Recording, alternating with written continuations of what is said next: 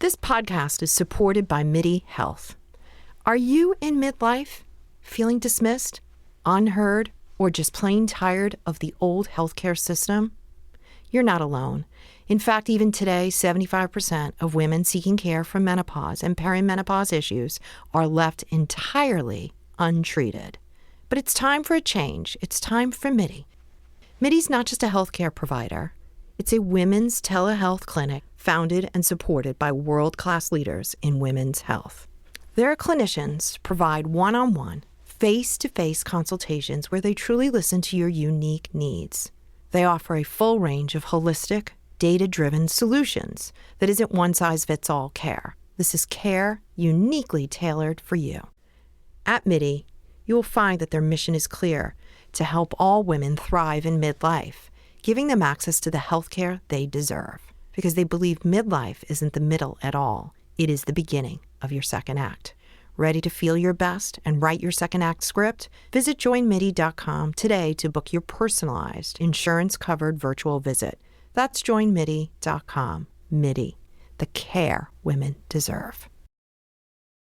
Welcome to the No Guilt Mom podcast. I am your host, Joanne Crone, and oh my gosh, do I have such a great episode today, such a great conversation that I know it will be, because talking with a lot of you in our community, all of you Lolas out there, you tell me how much work stresses you out, and then you bring it home to your family. And not knowing how to separate that work stress, maybe you're ruminating about a conversation that you're having or a problem you're having with a colleague or some type of deadline, is really, really bringing you down when you get home. Because then when you get home, all patience goes out the door. Your kids do one little thing and bam, you are set off. Not because of them, but because of all the stress you're experiencing beforehand. And so we have someone to help us out with that today. It is Guy Winch. He's a psychologist and the author of the upcoming book, Mind Over Grind: How to Break Free When Work Hijacks Your Life. He uses talks and writings to bring science-based tools for emotional health to the public. And I have so enjoyed his book, and we're going to talk a lot about that today. And so let's get on with the show.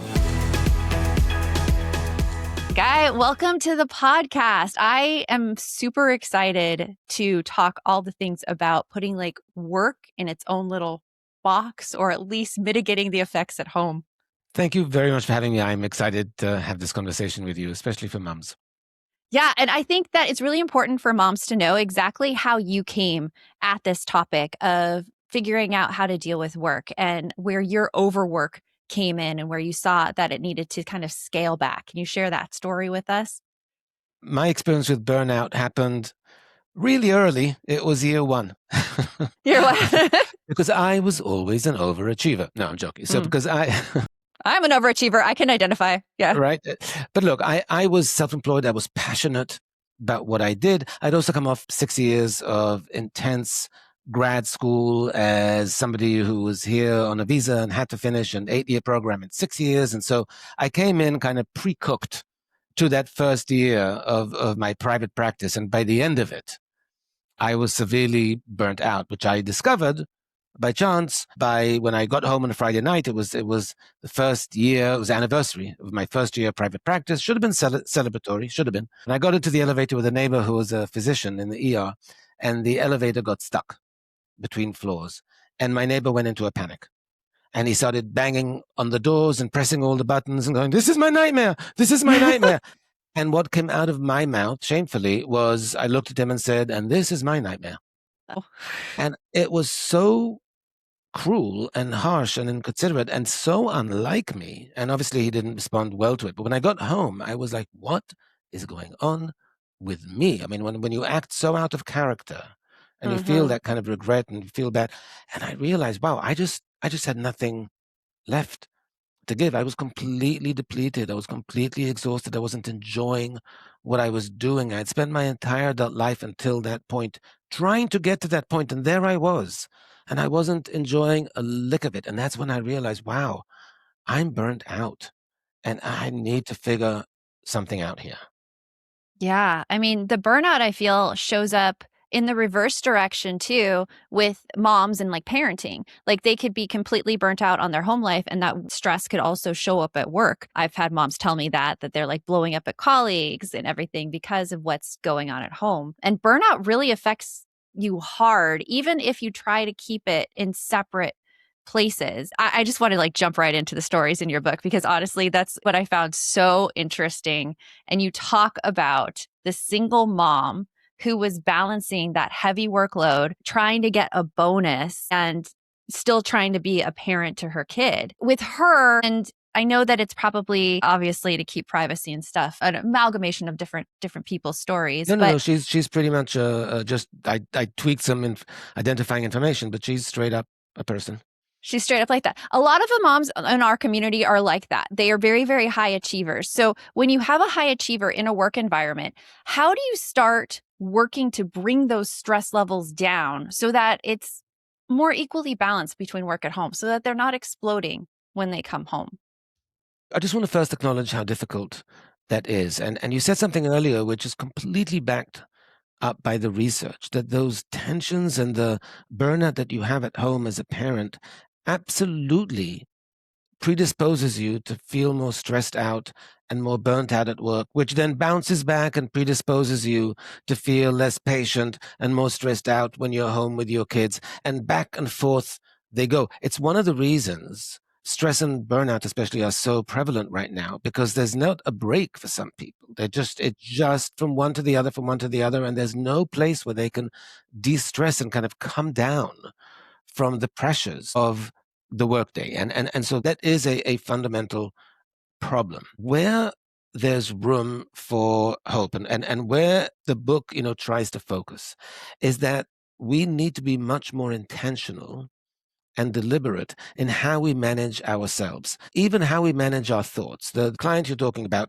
her issue was she comes home from work, she has time, precious little time with her daughter, and she spends all of it ruminating about what happened in the office. And so she's just going through the motions. She's not present. And she's like, I'm sure my daughter can tell.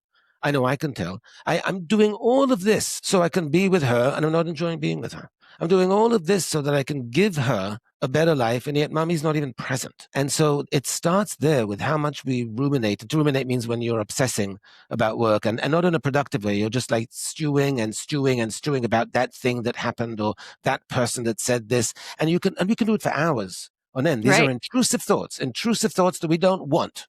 I'm an expert in ruminating. I could do it all day long. Yes. I totally identify really with that thought process. It's very really damaging. Problematic because you're not solving anything. You're just replaying stuff. And when you're replaying it, you're actually reactivating all the unpleasant emotions that you had in the moment. You are activating your stress response and flooding your body with cortisol. You are still switched on. And what I say to people is, when you're ruminating about work, you are doing unpaid overtime that's not only unproductive. You're not doing unpaid overtime in which you're actually getting something done. You're doing unpaid overtime which is completely unproductive and harming you and harming your life at home and your life as a parent. So it's a bad thing to do. And you have to get a handle on it. Now, it's not something you can just say, well, I am going to stop, because these are intrusive thoughts. But in the book, I go through specific techniques and methods about here's how you stop. Mm-hmm. Yeah. The ruminating methods, I've started using your ruminating methods too, like after reading it. And the way I'm trying to solve it is every time a thought pops in my head, I label it ruminating. Good, and then good. I think about something that disgusts me, as you suggested. And for me, I think about like those pimple popping videos, and I just get an immediate disgust. To each his own, but yes, I get you. To each his own. Well, you said the scab picking, so I figure like I know. It should be disgusting because you want to have that response of, ugh, I don't want that in my head. Ugh, yeah. One thing more about ruminating, if it's something that really bothered you, let's say, a coworker, was conniving against you or said something really nasty to you in a meeting, or somebody was, dismissive, or, whatever the thing is, and you do want to ask yourself this: is there something I need to do there? Do I need to talk to this coworker? Is there something because if there's something they need to address, what will ease the stress and prevent the rumination is then problem solve it. Then what is it you need to address? And the way you do that, you think backwards. What is it I'm trying to achieve? How do I make that happen? As opposed to, well, I just want to give them a piece of my mind. To what end? What's the goal? You start with the goal. You start with the outcome that you want, and then you work backwards How do I attain it? Once you have a plan, it's much easier to disengage from the rumination because okay, I figured it out. I don't need to keep thinking about the thing that happened. And then even when you think about it, go nope, figured you out already. Don't need to go there. Figured it out. That's another thing. One thing I want people to keep in mind is this. When I ask people, what time do you finish work? Parents especially, because they usually have a schedule. We have to be home to relieve someone or to take over from the parenting duties, whatever. So by 5, by 6, by 7, whatever it is. Mm-hmm. And that is not when you finish work. You finish work when you stop thinking about work. And that can be a very different time entirely. If you are still thinking about work at 9 o'clock at night, you're still working. You're still at work. It's true. But at the same time, how do you stop thinking about work? It's ingrained almost as a habit. I feel I do it. I mean, I'll be the first to admit it. What's your suggestions on how you start stopping?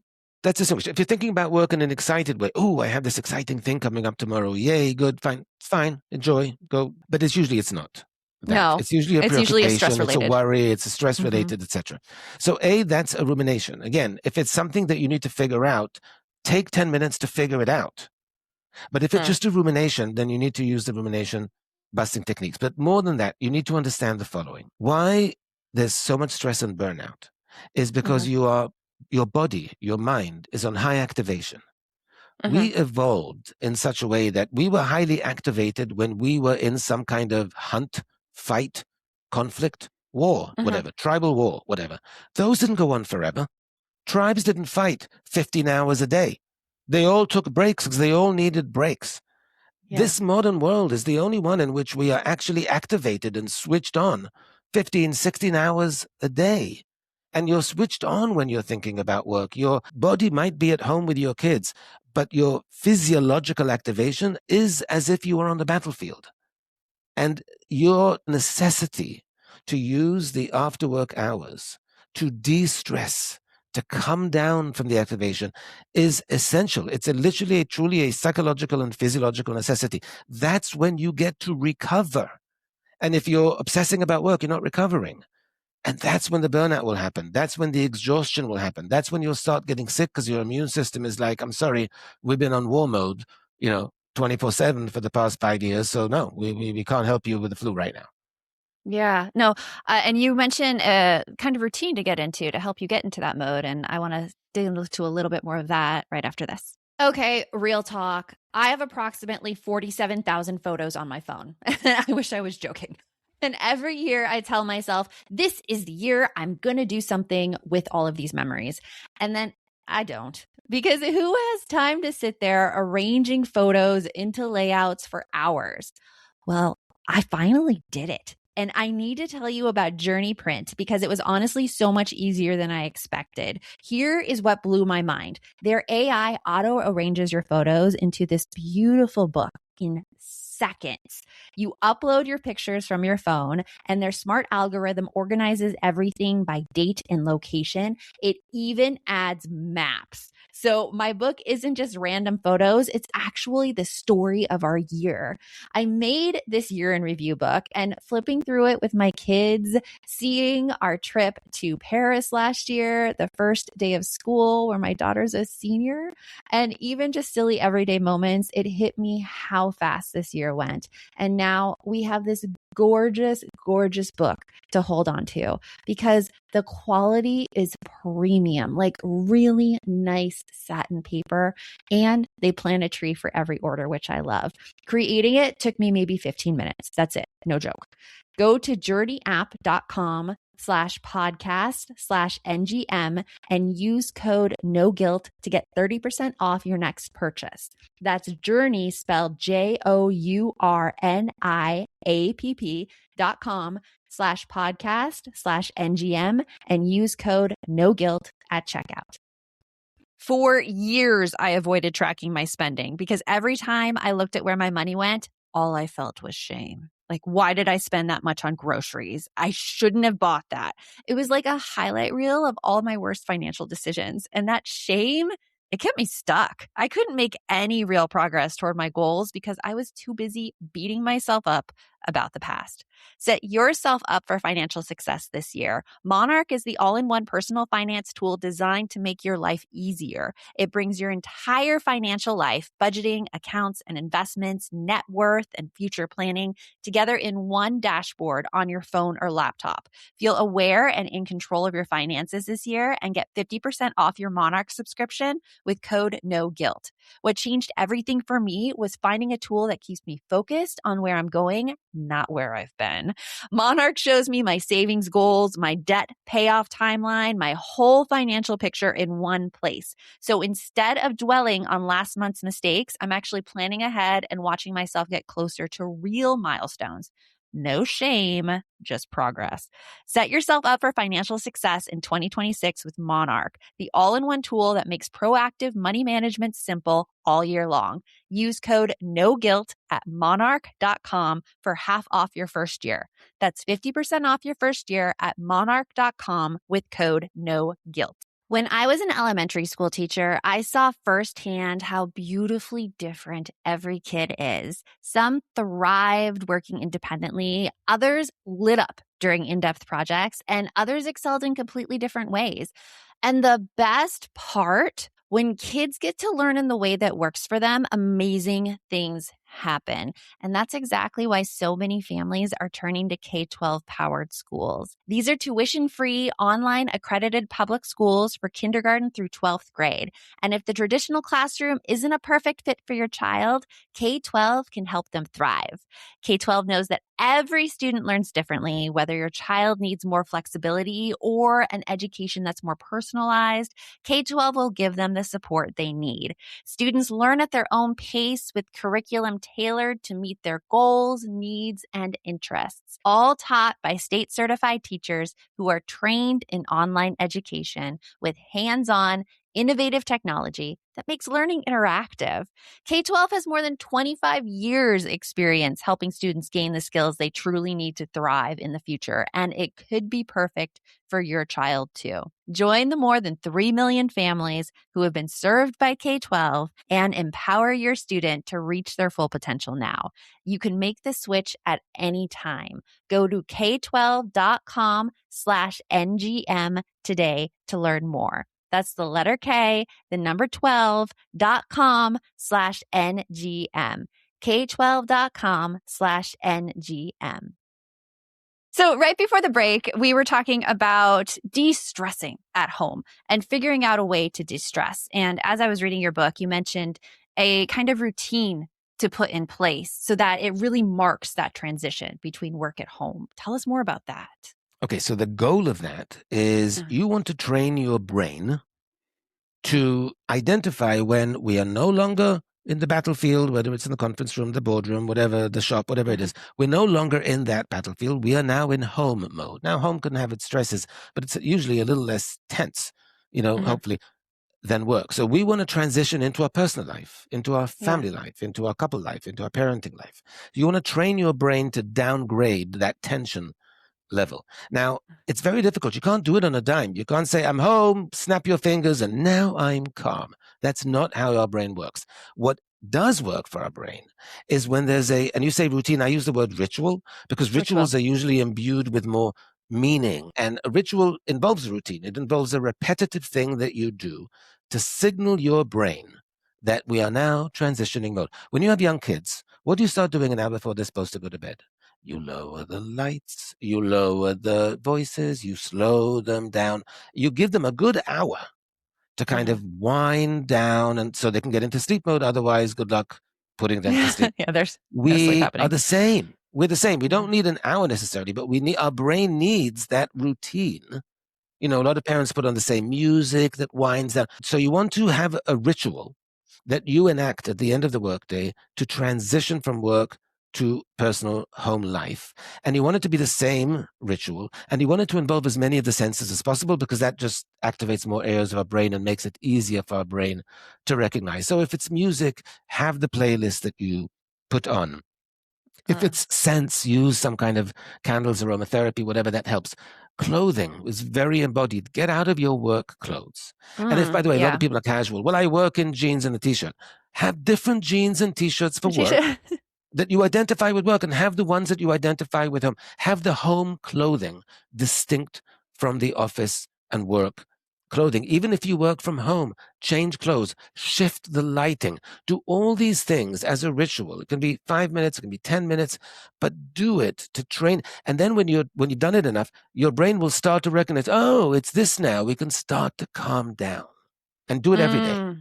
That's such a good point, especially working from home, because I work from home. And one of the rituals I have is I have luckily a dedicated office in my home so that I could just close the door and leave. But what you say about work clothes, I'm going to start doing that. Just change out of my work clothes and go into home clothes right away to signal that. One of our Lola community members, she is a CSI, and she comes in from a very, very stressful job where she sees a lot of death and horrible things happen. And she says her ritual is she's in the doorway for 15 minutes and she's putting things in its little boxes in her head, just visualization, those things, and closing them off before she walks into her home life. That was one of the first questions I asked her when I learned her job. I'm like, how does that not infiltrate your home? What's some other things that moms can do in particular to separate that work stress from home life? I'll say in just a second, I do want to say about that CSI. Yes. What's really great about what you're doing is she's being very intentional. She's not Mm-hmm. assuming that getting home will do the trick. She is taking 15 minutes to do visualization, to do a mental, psychological exercise to shift. That Yes. is what it takes. And so, yes, we all have our version of it. It's trial and error. See what works for you. But that's one thing. The other thing is shifting from home means your priorities are shifting. Our tribal allegiance is shifting, because when you're at work, you're at work tribe. Those are your people. Those are your tribe, your team, your whatever, your department. When you come home, it's actually a competing tribe, because the demands of home can compete with the demands of work. No, we need your full attention now. Oops, there's an email from work. And so you actually have to realign those tribal allegiances. You actually have to remind yourself that now it's the home tribe that matters. And you can do that in a number of ways. But one of them, for example, is if you're thinking about your kids, take 5 minutes. And again, this is actually, it's all intentional and deliberate. You can't just, okay, now I have it. You actually have to go through the exercise. Take 5 minutes, think about their day. You weren't there. They missed you. What was their day about? What do they need from you when you get home? What can you get from them as a parent? What satisfaction, what connection, what meaning can you get? Spend some time thinking about mom roles and about what they want, and put yourself in their shoes, and oh, they probably want a hug, and they probably want to tell you about their day. And if they're really young, you'll have to be like, oh yeah, tell me more about the show you saw on TV. But you'll do it for 5 minutes, and think also of what do I need? Because sometimes as a mom, you need 5 minutes. Somebody was telling me the other day that when they get home and they need to start making dinner, they kick the kids out of the kitchen, because I need 15 minutes. Yeah, absolutely. I think that's one of the first things that moms don't do for themselves. They don't take that time for themselves because there's so much guilt involved in that. Right. Well, I've been away all day, and so now I'm going to not see them. Well, no. So spend 10 minutes, listen to some stories, and say, okay, now mom needs some time. So 15 minutes, here's the timer. We'll set it to do this. You do whatever. Or you can sit here, but you need to draw quietly. Be very clear. Mom needs 15 minutes, set the timer, and then have the space to clear your head so you can be there. When moms feel guilty, they overpush themselves. Oh, yeah. And then they're not doing well, because it's very difficult to keep the resentment sometimes from spilling out. And I hear too many times from moms, they come home, they haven't had a moment to breathe, and the kids rush at them and they freeze up at the door. And they don't mean to, but the kid can feel, and it feels intrusive to the mom. It's like, I just need a minute. But if you know that I'm going to give my kids a hug, and then I'm going to take 10 minutes for me, it's much easier to give them an authentic hug when they come rushing at you at the door. So you really have to think of what you need. You have to find a way to integrate it. And you'll be better for the kids when you're with them. If you deprive them of you for the amount of time that you need to get there, then you will be if you don't. Oh, yeah. One of the things I say here is the best mom is a happy mom. And so the things that you do that make you happy makes you a better mom, especially taking the time for yourself, which I don't feel like a lot of parents do. What if right now, someone who's listening, her life just feels very stressful, very difficult. the work and home lives are colliding. She knows she needs to stop ruminating. She knows she needs some time for herself, but maybe she's just so burnt out and in a space where it doesn't seem like she can take any action. What do you advise her to do? So one of the things I talk about in the book, which I think is really a slightly different way of thinking about it. People think like there are parts of our personal identity, for example, that were mattered to us, that were meaningful. I used to be an athlete. I used to love to paint. I used to love to write. I used to love to organize or to make this or that or to do whatever it was. I don't have time for that today. In the book, I talk about how work, and certainly when it's combined with parenting, makes us kind of amputate aspects of our identities one at a time until we become very, very small and narrow. And most people will say to me, and I talk about some of these examples in the book, well, I don't have time to do those things now. And you certainly don't have time to do them in the way you did them. But taking 15 minutes to play the guitar because you used to like doing that is enough to give you that feeling again, even if it's 15 minutes. Taking 20 minutes to go for a quick run, just to move your body because you've been sitting all day and now you're coming, you're going to be sitting all night, is enough to make you feel that way. And for parents, I'll say another thing, bring the kids along for whatever the ride is. Now, if you're a writer, your kid can't help you. No, in fact, your kid might impede you on that one. Yes, but for a lot of other things, they can, like if you're making something, hey, pass me that paint. And they just want to sit and watch you paint, or they want to sit and watch you organize, or they, and you can see these things online. I mean, I find them a little slightly attention seeking, but like I'm doing push-ups and my kid is sitting on my back. Okay, fine. I'm not saying you should do that, but I tried find that. a way to, well, yeah, but sometimes you can integrate a little bit. It could be, this is mommy time, but you get to watch if you want. And if not, you can do this. You give them the option. But doing it is also a really important message, because I think it's actually healthy to teach kids from a very young age, sorry, it's not all about you all the time. And there are times where you're going to have to wait quietly because it's actually about me now. Yes. Oh, I think that is a great, great thing to get across, because I know a lot of moms carry guilt if they can't give their total attention to their kids. And it's not supposed to be that way. It's supposed to be like kids need to learn how to be independent on their own, as well as respect the time of those around them. Now, right after this, I want to get into how work stress affects your partner or your spouse. And we'll do that right after this. This is a Monday.com ad. The same Monday.com helping people worldwide getting work done faster and better. The same Monday.com designed for every team and every industry. The same Monday.com with built-in AI, scaling your work from day one. The same Monday.com that your team will actually love using. The same Monday.com with an easy and intuitive setup. Go to Monday.com and try it for free. Yes, the same Monday.com. Okay, so can we talk about teaching kids the difference between wants versus needs? Because my 17-year-old will tell me she wants a new pair of shoes, but she absolutely needs makeup, a new water bottle, and 5 different kinds of protein bars. Teaching actual money management in the middle of all that, Cash App actually makes it easier. For all the parents out there with teenagers, you know you're already trying to keep a million different things under control. Cash App is here to help make sure your teens' money and their spending isn't adding to that craziness.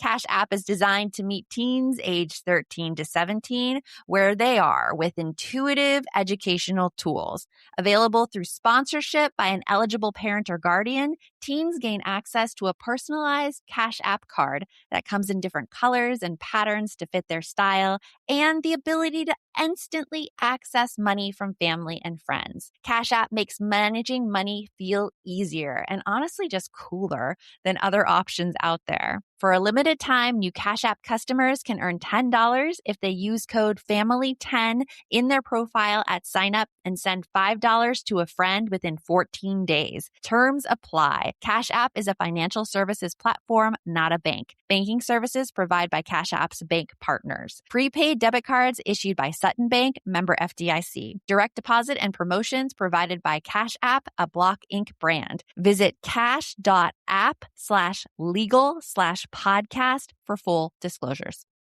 This episode is brought to you by Progressive Insurance. Fiscally responsible, financial geniuses, monetary magicians. These are things people say about drivers who switch their car insurance to Progressive and save hundreds. Visit Progressive.com to see if you could save. Progressive Casualty Insurance Company and Affiliates. Potential savings will vary. Not available in all states or situations. Okay, so one sentence in your book really stuck out to me because it's something that I experience in my own home. It's something that I hear our community members experience, is that when your partner, in the case my husband, when he comes home from a really, really stressful day, you could just feel the stress emanating. And something that you said is that your stress affects the rest of your house. How, do you go about it if you have a partner who isn't quite aware of how the work stress is infiltrating the home? First of all, moods, generally speaking, are contagious for the good and the bad.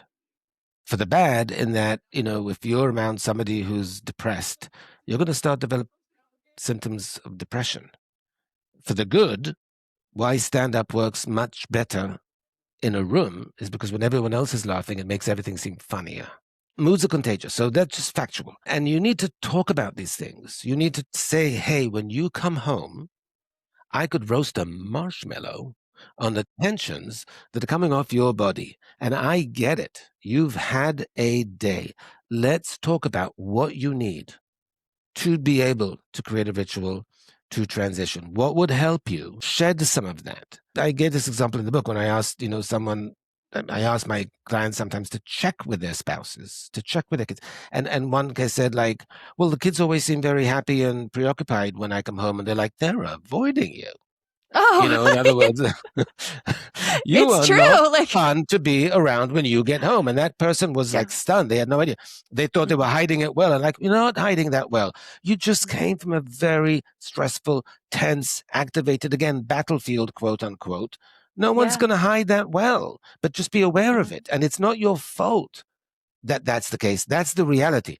Your responsibility, mind you, is to acknowledge that reality and then do the best you can to shield your family, your children, your partner from it. And when both people are working and both have stressful jobs, it can become very difficult. And you have to be able to have this ongoing dialogue about, hey, maybe, we can do like a 15-minute trade-off. I'll be with them for 15 minutes. You go do you, relax, do whatever, then we'll switch it. There needs to be mutual problem solving.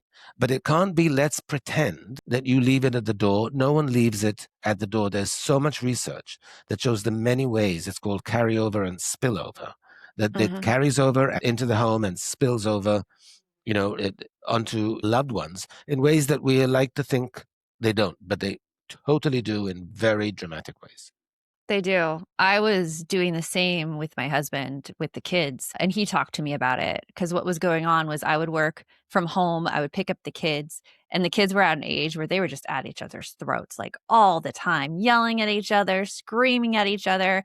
My husband would come in a little later than he said he would be, and I was like, oh my gosh, so-and-so is yelling at them, and they've been screaming, and this would be the environment that he came home to every single day. He came to me and he's like, it's really chaotic to come from work into a home that you're unhappy all the time. And I'm like, you're right, I was unhappy all the time.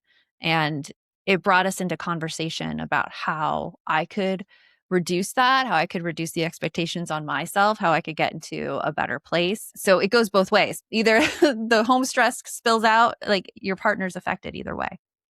Right. And look, and the key thing is two key things. A, conversation, and B, don't blame. It's not a blame thing. It's just characterize. It's just, this is what it is. It's okay that that's what it is. The kids are in that age, whatever it is, your workday was like that, whatever.